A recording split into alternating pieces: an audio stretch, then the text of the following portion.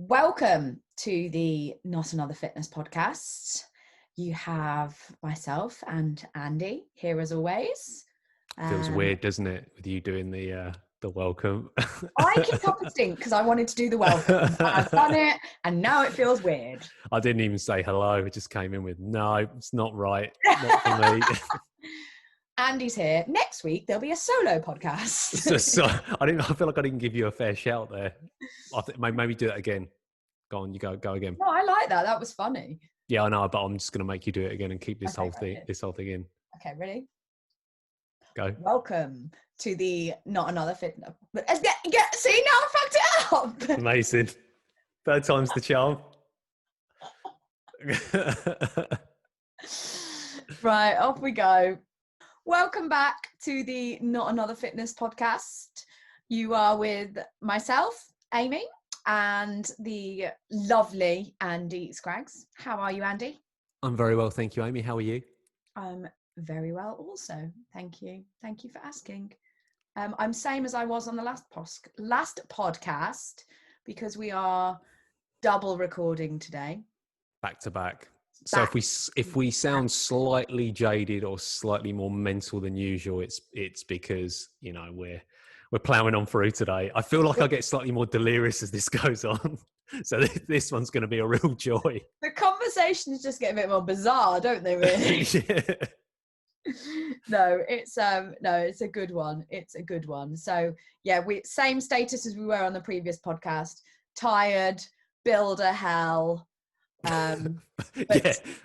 Stay tuned for next week. Yeah, both doing great. Both really both holding up well. I always feel like we miss a trick with these as well because we record them slightly earlier, not like tons in advance, but for anyone who's listening, this is being recorded on Thursday, the 18th of June, just for future reference. And we try and get them out kind of within a week, typically. Yeah. So, but yeah.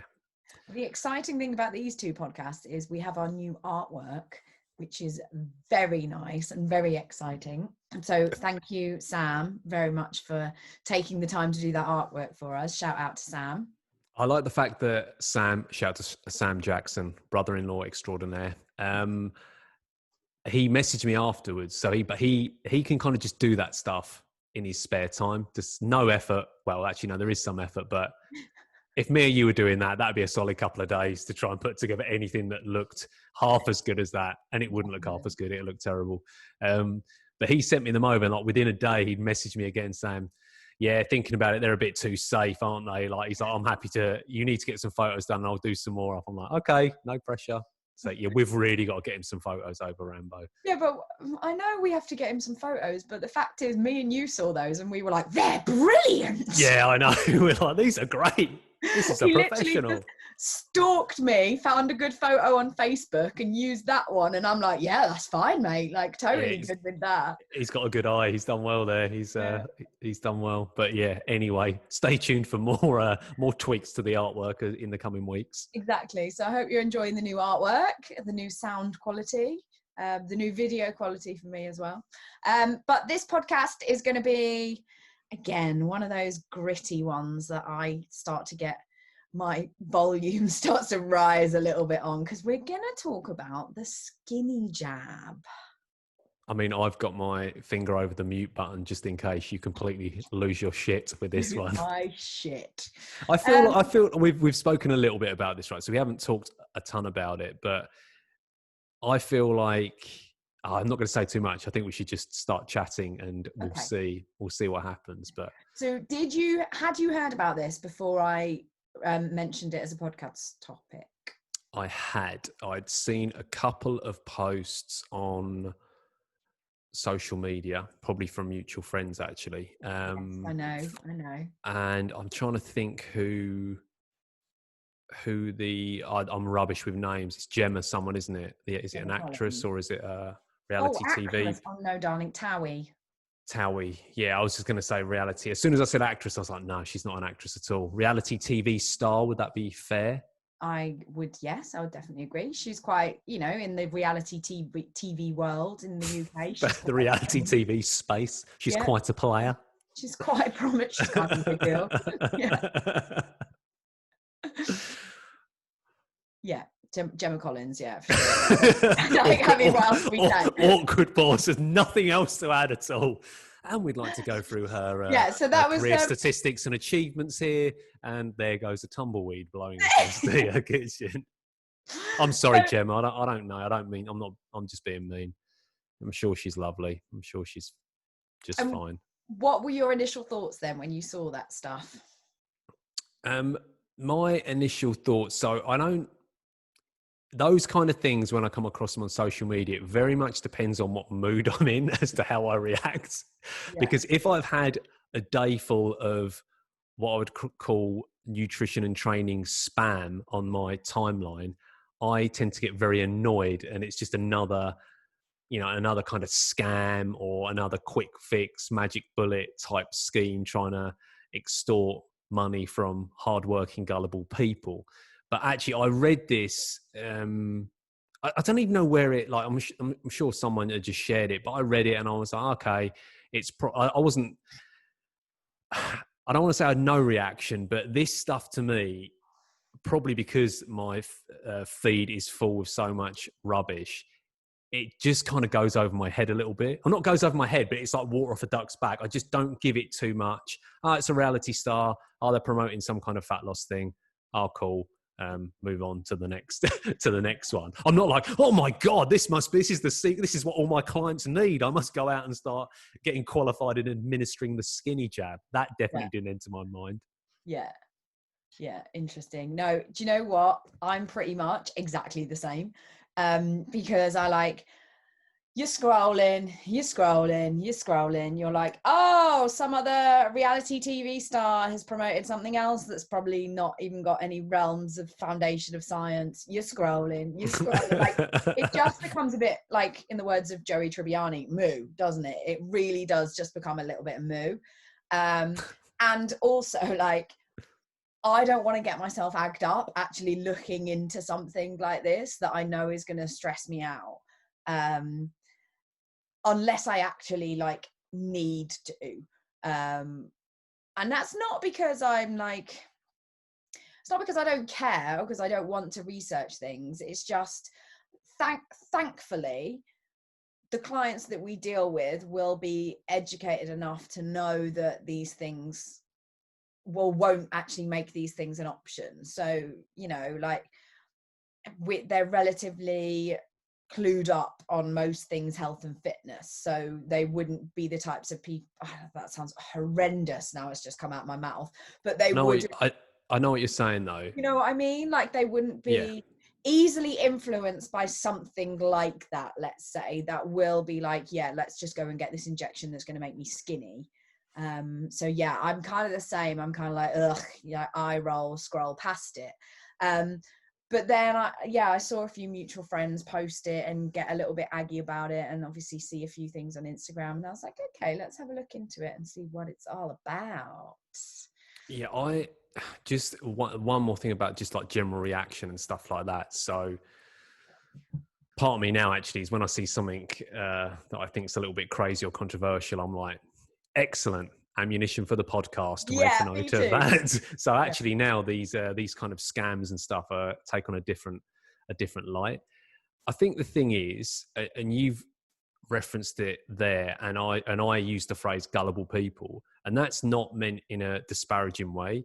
It's actually, what I should say is, it's actually people that are, they really want to lose weight and they really struggle with it and they've had a really hard time, and you could use the word gullible or desperate, and that could sound like you're being mean, but it's not. Like, some of the people that I meet, they'll be desperate to lose weight, and they've tried a bunch of different diets, or they've tried different methods, and all they want to do is lose weight, which is another topic in itself. But they're at the point where they will try anything and they want to believe anything. It's like their defenses and their kind of bullshit radar is down because they want to believe that there's something out there that will make it easy or that will work for them. And when you get someone who, like with Gemma Collins, isn't it? Yeah.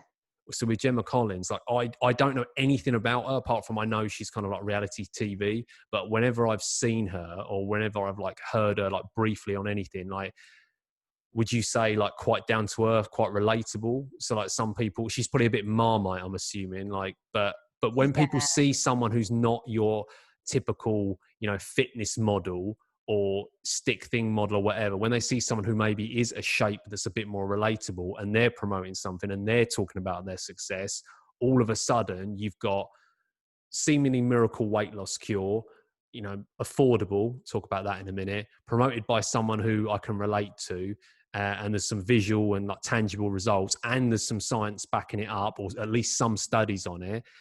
That's all people need to know. Well, actually, all people need to know is before and after, sign me up. But yeah, it's not meant to be disparaging when we talk about people that, people might be a bit gullible to it, but people that we talk to in the gym, or us in particular as fitness professionals, we have seen this all before. We have seen it like numerous times, dressed up as different radical weight loss cures or fixes, and it just gets a bit, just same old, same shit, different day. Yeah, it's the classic like fat girl got thin, isn't it? Basically, like, she, like you say, she's relatable, she's down to earth.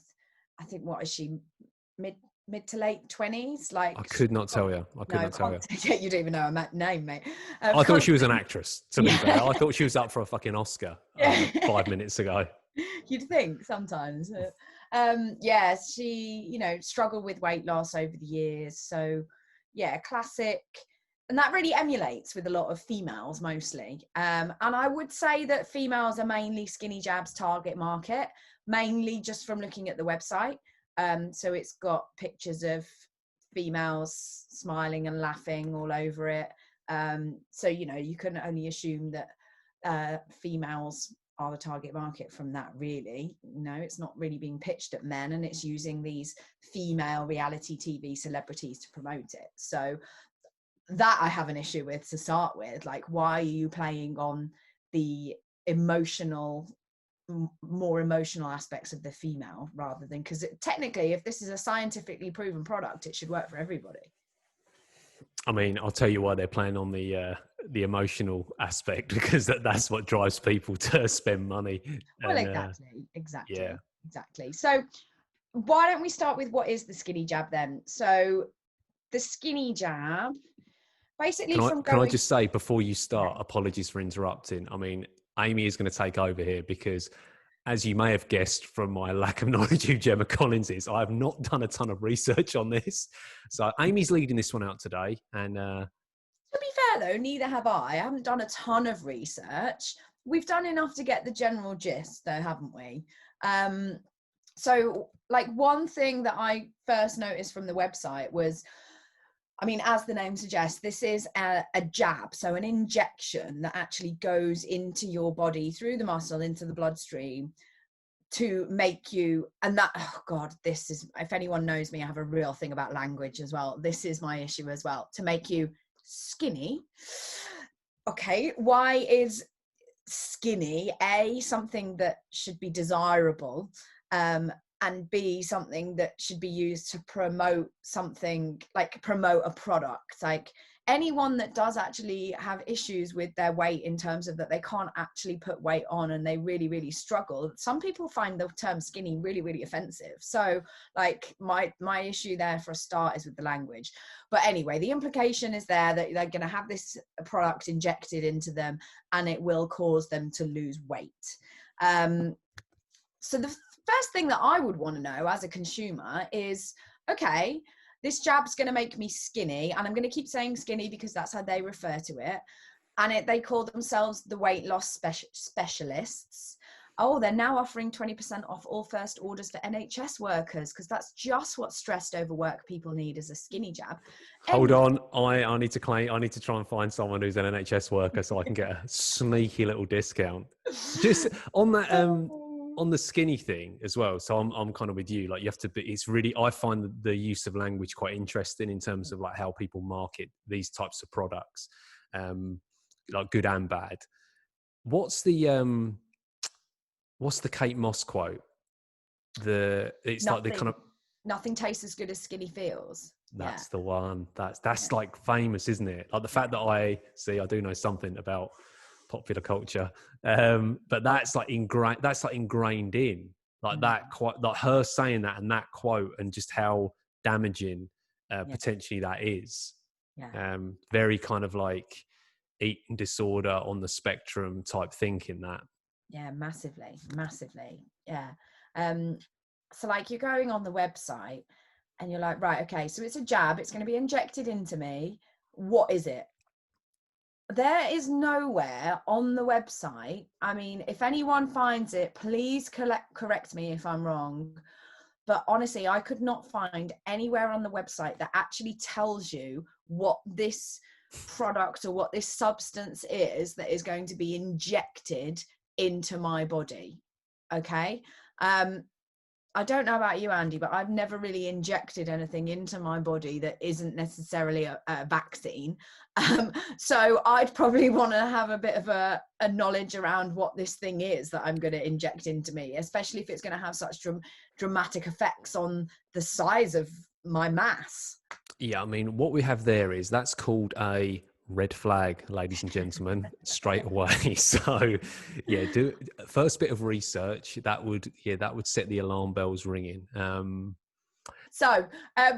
nowhere actually on the website that tells you what you're going to be injecting into yourself, or what they're going to be injected into you, which I find very bizarre. I would want to know exactly what's going into me and exactly how it's going to work.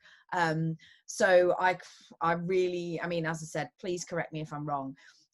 You then go into price information, and it's relatively cheap. I mean, I said this and Andy was like, is it? Do you think? Because I'm old toffee pockets over here. Because he's old and he's a penny pincher. But so for How much? For a 3 to 4 week program, bear in mind that this is it's the initial program lasts 3 to 4 weeks, and it's packaging itself as saying average weight loss is 12 to 20 pounds within the first 4-week course. So you're saying like a stone and a half in 4 weeks, and for 3 to 4 weeks it's costing £249. If you want it to actually top it up and have a repeat daily one, 2 to 4 weeks is £150. If you want a skinny 7 weekly program for 4 weeks, it's £350, and that's currently on offer. So save £150. I mean, this sounds like a promotional pitch for me. No, but like you said, I'm going to chop that out and just have that played on Facebook. You're on fire today, mate. So like Andy said, I don't think that's cheap. And I was like, well, hang on a minute. Like if you're having a PT 3 times a week at average, and I would say average to cheap, £30 an hour, that's £90 a week. 90 times 4, 9, 18, 21. That's not right. No, I'm not helping you out here. You can flounder around for another few seconds. I can't do maths. So that's £360 for seeing a PT 3 times a week. So, that's pretty much what Skinny Jab's going rate. And one thing that I will say is a maybe pro about this is that it is very much packaging itself in and alongside a healthy eating and an exercise plan. However, if you're doing a healthy eating and an exercise plan, why do you need Skinny Jab? Like this is my issue with the whole thing. I'm handing over to you. I feel like I've talked for too much. Yeah, you've said enough. Skinny Jab shill over here, trying to promote your Skinny Jab wares. What can I say? It's my new source of income. I'm furloughed, don't you know? I'd love it. Next week on the pod, you come with a T-shirt with Skinny Jab on it, all the merch. And we're also selling these water bottles now. Legit gonna do that. Oh God, I've completely lost my train of thought. Yeah, so in terms of the price point, I suppose, yeah, I completely get where you're coming from, and I do.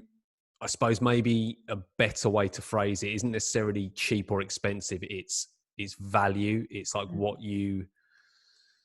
And it is perceived value. Don't get me wrong, because I would argue for let's equate it. So let's say however many PT sessions you can get. So let's anywhere from would you say then, like 12 sessions, maybe even 10 sessions with a PT. I think if you get a good PT, that is, note, please see episode 8. I think the benefit you can get from 8 sessions will set you up and last longer than the potential results or benefits of having a skinny jab. That's just me. Yeah, as a one-off payment. And actually, Amy, you made a really, really good point before we started recording. And it's, do you know what? If you can lose, let's say, the best part of a stone in a month, yeah, actually, when I think about it, yeah, I know a lot of people that would pay that. Exactly. if it was the thing is, and yeah, moving on to diet and exercise, if it was the case of I just have this jab and I lose a stone, I think there'd be a ton of people that did that. The thing is, it is, as you say, in conjunction with a diet and exercise routine.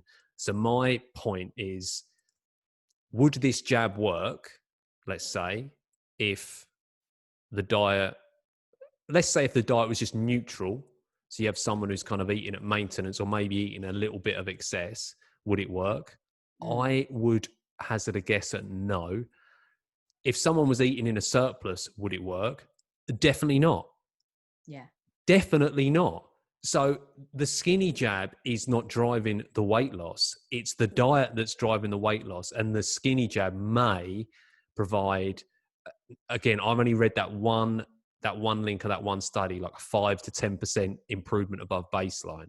So the example I would use there, if you lose 10, skinny jab participant loses 10 pounds, person who just does the diet and exercise loses 9 pounds. But the person who's lost 9 pounds is 300 pounds or whatever better off. Yeah. So yeah, definitely. why would you do it? And then it's, yeah, I mean, I say cheap's the wrong word, but the way it's packaged makes it affordable for those people that place value on something like a quick fix. Like if you asked someone, okay, you've got to pay X amount for a PT that's going to put you through exercise 3 times a week and give you a diet plan to follow, as opposed to, well, you just have these injections, you could lose this much weight, and you might need to do a little bit of exercise and changes to your diet, but we'll help you with all of that because you're having the jabs, it's definitely going to work. I think there's a lot of people that would actually just sign up to that and see that as valuable actually cost, which is where my issue kind of lies, really. And if we talk about what's actually in this jab, the product itself is called liraglutide. What's it called, Andy? Liraglutide. Oh, well done. I was almost just dumbstruck then by how well you reeled that off and didn't even blink. You just threw it out there. I can't do numbers, but I can do words. We almost had to toss a coin to see who would attempt to pronounce that first on the podcast beforehand. Liraglutide. Liraglutide. So we did a little bit of research about this. So liraglutide is is it a hormone? It's a glucagon. What did we say it was? Again, glucagon-like peptide 1 receptor. So it's a receptor that basically is an appetite suppressant. However, all the studies that we have actually looked at, and most of the studies we could find, were mainly in people that were quite highly obese. So they're talking they've already got a lot of fat to lose, and they've either obese and they've got type 2 diabetes, or that they're overweight and they've got type 2 diabetes. And yes, liraglutide did have significant improvements in terms of the amount of weight they lost, but they've got a lot of weight to lose anyway. And it was already done, excuse me, that's the soda stream. You're excused. Sorry, it was already done in line with the diet and exercise program. So and like you said, if it's the difference between losing 10 pounds or losing 9 pounds, if you're on a successful diet and exercise program, you can do that in an extra 2 weeks.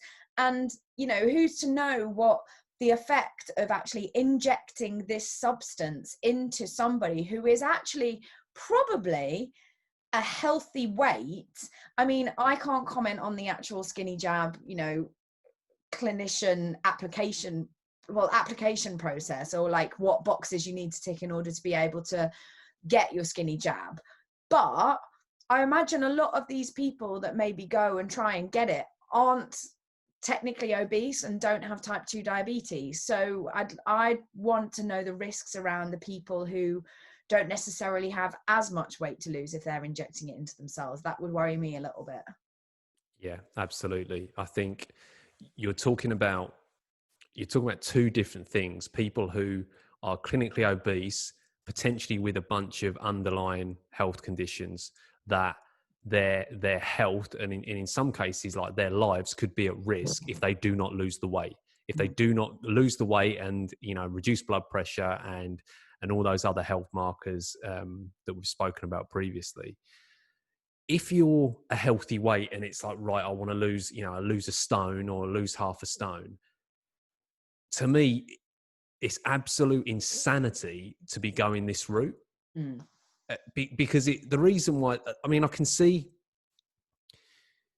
one of the reasons why, obviously, like skinny jab, when they were doing this research on it, I'm sure that it helps their sales pitch if you take a bunch of obese people, because you're going to get that impressive weight loss because there's more weight to lose. So the numbers immediately like draw people in. It's like when people used to watch The Biggest Loser and think, oh shit, that guy lost 19 pounds in a week. And it's like, yes, because he weighed 500 pounds. Like, do the maths in terms of your own body weight, and then you'll get an idea of like what you actually might be able to lose. They never reference like water weight loss, which is going to be probably a third, maybe a quarter of that number is fluid. So straight away, that's not body fat. That's just fluid leaving the building. Yeah, see ya. I struggle with this because how it's potentially marketed, how it's pitched, and how the diet and exercise are tagged onto it like, oh, this could be a helpful addition to it, when it's not. It should be diet and exercise most important, and then you might get a little boost with this jab. It doesn't deserve the prominence that it gets. And I'm going to say it again, if you're not in a calorie deficit, it doesn't magically remove fat. So you have to be in a calorie deficit. And don't get me wrong, if you find something, not necessarily even skinny jab, I mean, there's people that drink caffeine and that can have a mild appetite suppressing effect. So there are things you can use within the diet to try and help with appetite, eating more protein. Again, see previous podcast. It annoys me, because I know there'll be a ton of people that will see that advert, they'll see the results and they'll sign up to it. And do you know what? Some of them will get really impressive results in the short term, and then fast forward, I was going to say a year, scrap that. Fast forward about 3 months and see where they're at. And I'll tell you where they're at. They're back to square one and they're looking for the next thing to come along. And that's not meant to be a dick, and it's not meant to, again, it's not meant to be disparaging and saying that people are idiots, but this stuff feeds on desperate people. And that's why it's so, as a coach who wants to ultimately help people and set them up for long-term success, it flies in the face of everything that we're trying to do. Yeah, I completely agree. And like the point that I started to get really ragey is, so there's another thing on the website where it says, portion sizes have a remarkable effect on the success or failure of a weight loss program. Problem is that when you start a new diet, your appetite doesn't naturally shrink to meet the shrinking portions. Over a significantly short period of time, the skinny jab plan can suppress your appetite for big portions of food, effectively shrinking your stomach and preparing your body to expect less food. That doesn't take into account the reasons why people eat the amount of food they do, because there are far greater things in our society that cause people to overconsume beyond homeostatic hunger. You cannot tell me that someone who is obese has got to that point by consuming just to the point where they're full and then leaving it. And then, so once they're suddenly had this skinny jab, that they're going to have none of those reasons to overconsume again. So you've got so many things in this Western world, like socioeconomic status means that if you're not from a more privileged background, I do not even want to go into that at the moment, but like if you're not even from a more privileged background, then the chances are that you actually have access to less nutrient dense food because you can't afford it. If you live in close proximity to where there is more available, less nutrient dense food. So if you live down the road, like down the road from where we live, there's a Papa John's and a Subway. You know, if we don't know what to eat, I can nip out and get a 600 calorie foot long sandwich and a cookie, like, or I can go get a pizza for $7.99. Do you know what I mean? So there's easily available food. There's the environment that you're in. There's how you've been brought up. You know, I was brought up as a northerner to clear everything on my plate, and if I don't have dessert. So I would clear everything on my plate to the past the point of fullness and then eat my dessert because I wanted it. So you're telling me that this skinny jab is going to actually heal those underlying food rules that I have with myself and that I've had put in place and instilled in me since I was a child. Okay, well, I'm going to whack this injection in me, and all of a sudden I just won't want the food that's in front of me and I've habitually eaten for the last 33 years because I've had this liraglutide injected inside me. These are my problems with things about this. And someone will pay their fee, get their wonder ingredient, go through the diet and exercise plan, and then what? So 3 months down the line, when because of those behaviors that have been ingrained in them, because of those habits of food availability, you're not telling me that just because you're not hungry, you don't want the ice cream that's in the freezer. I don't want the ice cream in the freezer half the time anyway, but I still go and eat the full tub. I don't want the Oreo biscuits that are in the cupboard. You're out for dinner, you're full to busting, but then you see that there's chocolate brownie and raspberry sauce on the menu. You still order it. Like, there are so, okay, obviously, there are so many more drivers for us to eat past the point of fullness than our homeostatic hunger. And like things like this, they don't help individuals navigate through that. And you can see how agitated I'm getting about things like that. There's just no awareness and it infuriates me. Oh, I like this tangent you've gone off on though, like with homeostatic eating, because yeah, you're right. There's a whole other reason that we overconsume, and it's that hedonic eating, basically eating for pleasure.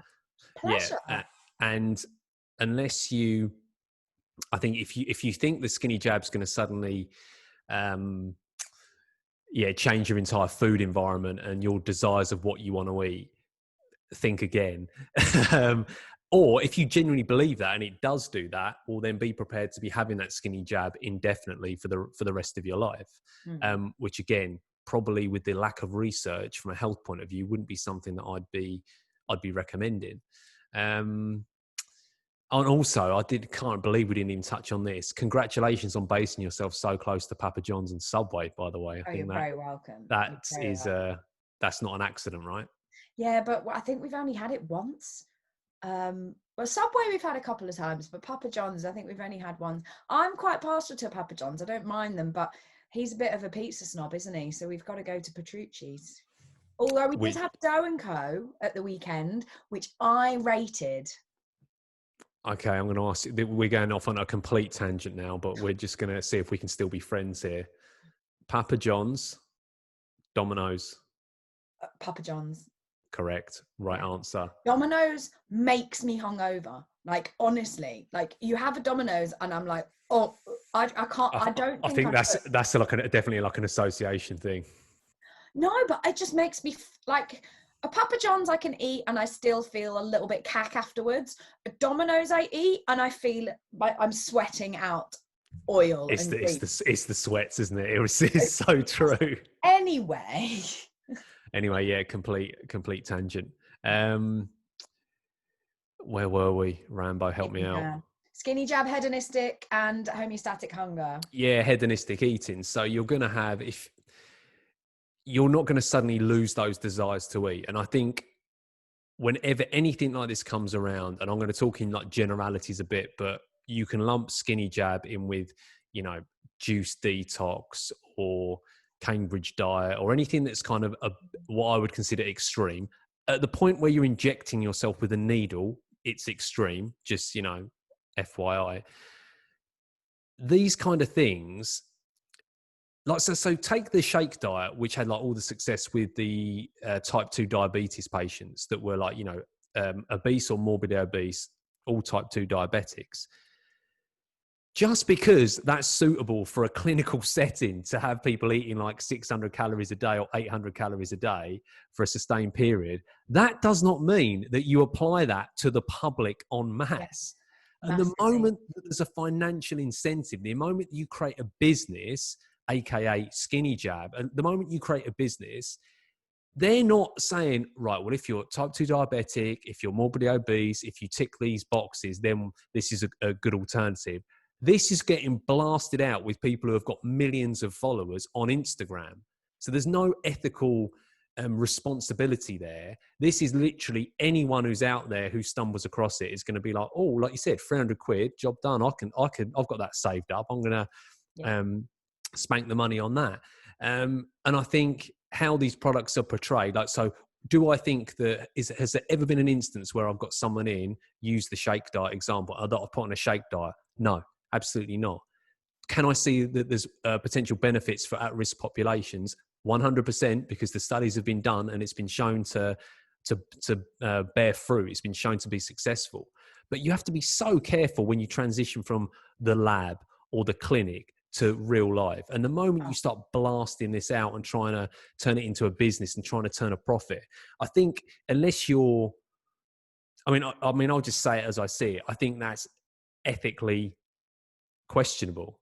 Yeah. I think at that point you put making money by preying on people that are desperate or gullible, you put that above the welfare of that person or the health and the well-being of that person. I don't believe you're doing this to help that person. I think you're trying to sell as many repeat prescriptions of this skinny jab as you possibly can. That's what they're doing. Yeah. And we're not saying that, I say we because I'm speaking for you now. We're not saying that liraglutide. I'll pick you up if you say anything heinous. 80% of the time. We're not saying that liraglutide doesn't have foundation to be beneficial to people who are obese and have type 2 diabetes, because that is what the research has shown and that is what has been proven. But exactly as you said, Andy, in a clinical setting that is controlled, that is, you know, guided by clinicians, probably dietitians as well. They're going to also, like, they're going to have what they eat as well, probably controlled. So, and how much exercise they're doing, probably controlled, rather than just paying the money, giving a plan and off you go.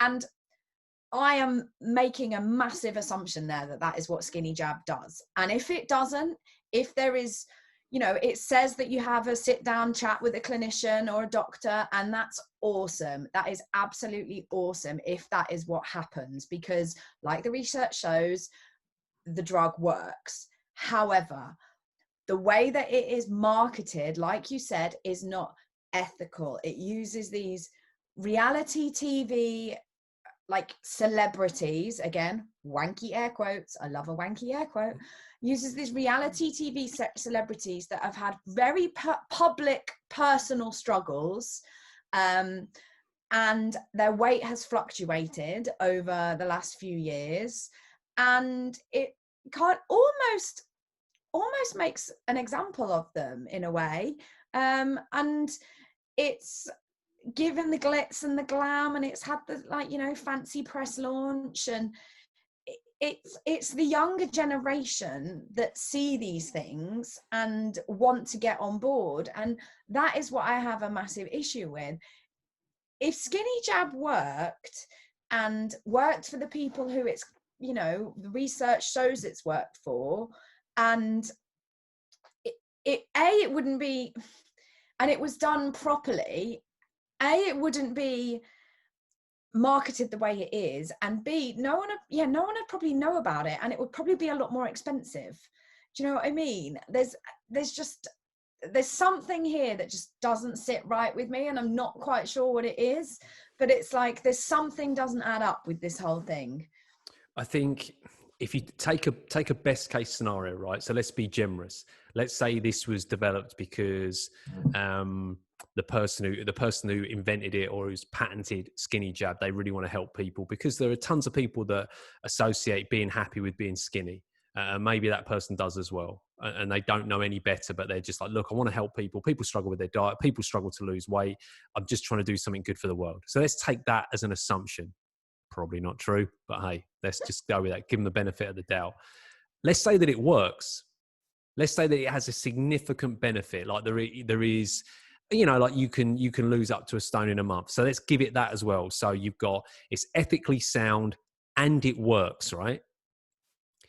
The problem is, even if that was in place, which I don't think it is, but even if that was in place, long term is where it's at. Long term is the issue. And even if you lose that weight for a month, I'll say it again, come back in a month, 3 months time, and the weight's gone back on. Unless you consistently stick to that new diet or that new exercise plan, which you won't, because the only reason you were doing it in the first place is because you were paying 300 quid to have the skinny jab, and you were like, shit, I've got to give this every possible chance of working. So when that goes, the diet goes, the exercise goes, the weight comes back on, and you're back in the same place. Yeah. So like that to me is like why I wouldn't do it. I wouldn't advocate for it. Even if every other box was ticked, I still wouldn't do it. Yeah. If you're the type of person that sees changing your diet and exercising more as an absolute faff, and you fundamentally don't want to do it, but you want a quick fix, you're going to pay for the skinny jab. Okay. Health promoting behaviors. So you believe buying the skinny jab and injecting that into you is going to make you lose weight. So you're going to automatically engage in more health promoting behaviors, such as changing your diet and doing more exercise. When the skinny jab stops, if you don't want to do those things that, actually make you a healthier person, you're going to stop doing them as well. So it's that you are going to go back to where you were before. And it's really interesting you say that, because I was just reading this research as well. And it says sustained weight loss for up to 2 years has been demonstrated with continued use of liraglutide. Awesome. I wonder why that is. But weight gain may occur with discontinuation of the drug. So it's almost like it's an addiction. It then becomes something that's actually a possibly like a mental health problem. If you believe this substance to be the elixir of your weight loss, it's just bizarre. And this is what these are the issues that I really have with I'm not even going to say the fitness industry, because it's not. It's like the weight loss industry in itself. Yeah, different thing. Yeah, and if there are people out there that have used skinny jab and maintained weight loss and had really good successes with it, which there obviously are, because it's been done in a clinical setting and there are people it has been really beneficial for, then wonderful. But that is a very niche amount of people. And, there are side effects when you start injecting stuff into yourself. There's, just looking at things here, it says safety. Like obviously there's some kind of, you're going to maybe have some kind of side effects when you're losing massive amounts of fat mass anyway, but there's other things like what does it say? So it shouldn't be used for patients taking insulin. Gallbladder disease can occur in patients that lose weight by any means. However, the rates are higher in patients using liraglutide. And like, this is what I really hope like the initial consultation process goes through with, companies like Skinny Jab. And I'm not completely slating them, because I haven't gone through the process, and anything that does advocate a healthier way of eating and increased amount of exercise, I can't knock that, because they're things that we advocate. However, I do have an issue with playing on the emotions of mainly women who have struggled with issues in the past and not addressing other factors that go into sustained weight loss. Preach. in case this hasn't become abundantly clear throughout the last, what we're on now, probably like 45, 50 minutes, exercise and diet are the most important things. Yeah. Hands down. Like, Go on. no, go on. No, go on, you go. No, go on. I was going to say, and like we said on a previous podcast, we almost don't care which one comes first, because you start to feel the effects of one and the other one usually follows, because you start to associate yourself with being that person. If you've not been that person that values that to start with, this skinny jab is not going to change that. Correct. And there's a reason why, you know, a lot of these type of slightly more extreme diets come with that little caveat, normally in small print at the bottom of the packaging: successful in conjunction with a healthy lifestyle and healthy diet, or calorie controlled diet. No, it's not in conjunction with, it's because of that it's working. Like, the diet and the exercise are the drivers of it. So if, you know, you don't have to trust me and Amy, what do we know? But we're telling you, and if you talk to any fitness professional that's worth their soul, exercise and diet are the two keys, right? They're the most important things. So the game is, like, to be successful at this in the long term, it's exactly that. It's, how do I care about, or how do I partake in exercise on a regular basis? How do I care about, and how can I start eating healthier on a regular basis? That's the key to it, because the skinny jab in that short term will get people hyper focused on things like portion sizes and maybe sticking to an exercise plan. But it doesn't have to be skinny jab that does that. I would look at exercise and think, what do I enjoy doing? What am I going to keep doing for a prolonged period of time? And if you don't know, and if you're like, I'm thinking about the gym, I'm nervous, I'm not sure, take some time. I promise you, find a trainer or find someone who actually cares about health, or cares about you, or cares about people in general. Sit down with them and let them talk you through it, and let them explain to you that it's not this scary place, and you don't necessarily have to do it in the gym, and you can play sports or just generally up your movement for the day, and it can be done. And it is not easy. Like, it's not something that you can just click your fingers and suddenly your lifestyle's changed, you're exercising all the time and your diet's impeccable. But sit down with a trainer, sit down with a nutritionist or a dietitian, and just talk things through. And you might not hear like exactly what you want to hear, but if you spend any amount of time with professionals that know what they're doing, that care about the people they're working with, and you do that for a period of time, they will set you up for long-term success.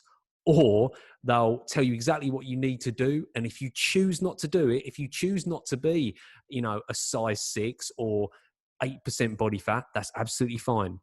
Maybe you don't want to do it, and that's absolutely fine. And for the majority of people out there that are just in this kind of what I would call normal, you're not in a special population, you're not morbidly obese, you haven't got a bunch of pre-existing health conditions, you do not need to go to this extreme. You don't need to do it. Speak to professionals, speak to someone who cares, and just take the time to learn, and it will be the best investment you ever make. Massive. Hands down. Huge. Like, I don't think we can really say much more than that. Like, one thing that did just occur to me that I just did really want to mention is how upset it kind of makes me, because every time I think we get past something like this, and I think we as a society get to a stage of body acceptance, everyone is who they is. Everyone is who they is. Oh God. They is who they is, Amy. They is who they is. Everyone is who they are. And you are beautiful no matter what you look like, no matter what the color of your skin is, no matter what your size is. There are so many people out there across lots of different industries as well that are doing amazing things for being who you are and loving the skin that you're in. And every time I think we get past this, something like this crops its head up. And you cannot tell me that Kerry Katona on the demo videos of Skinny Jab on the website in her little high-rise gym pants and her little crop top with pretty much, visibly toned midriff, has actually taken Skinny Jab. Because I honestly wondered where you're going to go with that then. Well, it just disappoints me. I find it really disappointing that, and like I said, it makes me really upset, because there are so many people out there that are doing good things for accepting the skin you're in. And if you're not accepting of it, making sustainable change in a healthy way.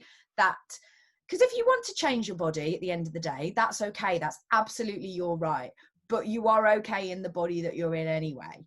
And there are really healthy, nourishing, beneficial ways to do it that are not going to leave you with a shit ton of issues afterwards. Yeah. Amen to that. Amen to that, Rambo. Mic drop.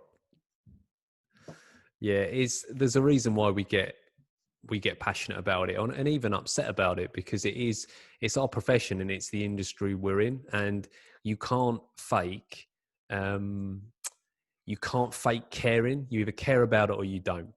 Like, we're not picking on skinny. I mean, I made the joke before about seeing these things as part of the podcast, but it's not because we're like, oh, this will get a bunch of clicks. It's because it's so evocative, and it's just, it provokes those emotions, because it does go against what we're trying to do.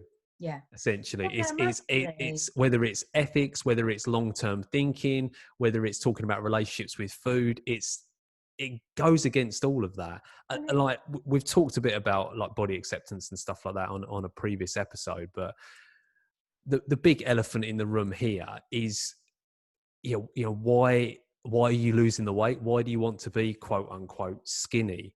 And there's a reason why they've called it the skinny jab, because there's a bunch of people that have sat down and thought, yeah, that'll get some interest. That's what people want. But why people want it, and people feeling pressured to do it, or people feeling like they're not good enough because they're not a certain size, and people feeling pressure from social media or from, people online.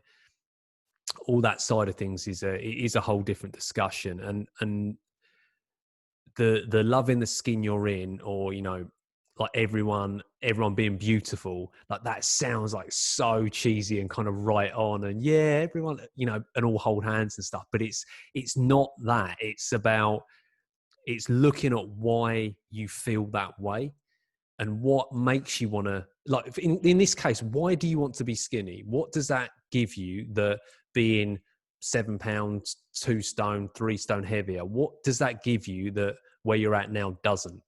Yeah. What's going to, and again, we've talked about this, but it's just worth reiterating. You don't change. You're the same person when you get down there. Hate to spoil it for you. You're the same person, same set of issues, same problems, same relationship, same children, same job, everything's same. You look slightly different in front of the mirror. Everything else is the same. If you've got underlying issues, if there's other stuff going on, they're all going to be there. Just going to be a little bit hungrier, a little bit slimmer.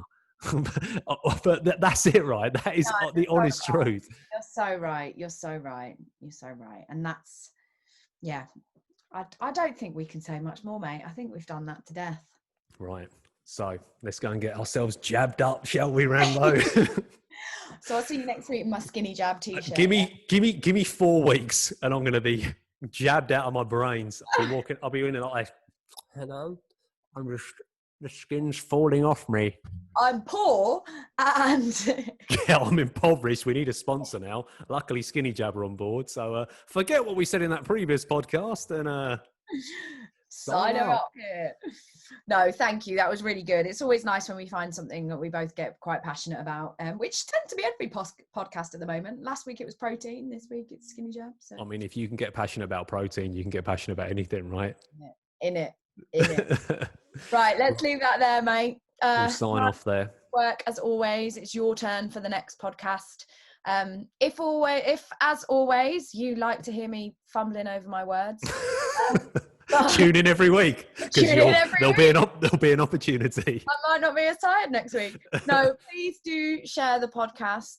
We want to get out to as many people as possible. We genuinely do just really enjoy recording them, and we'll do it whether you like it or not. But please do share with your friends. Put us a little review down. Give us a 5-star rating. And yeah, it expands our reach and it sends our message out. Hopefully we're nice and easy enough to listen to. Yeah, here's the problem, everyone listening out there. We really, really enjoy recording, but all the other stuff is a bit of a ball ache, to be honest. like all the social media stuff. We do it, and it is fun, like going back and forth on there. But if you could share it on our behalf, that would be tremendously helpful. Yeah, 5-star ratings, comments, all that good stuff. Yeah, it would help us out a lot.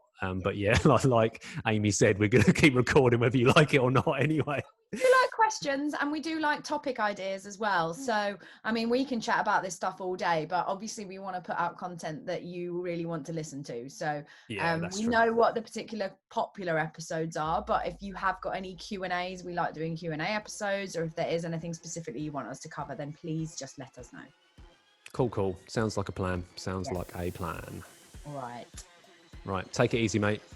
See you later. See you next week. Bye.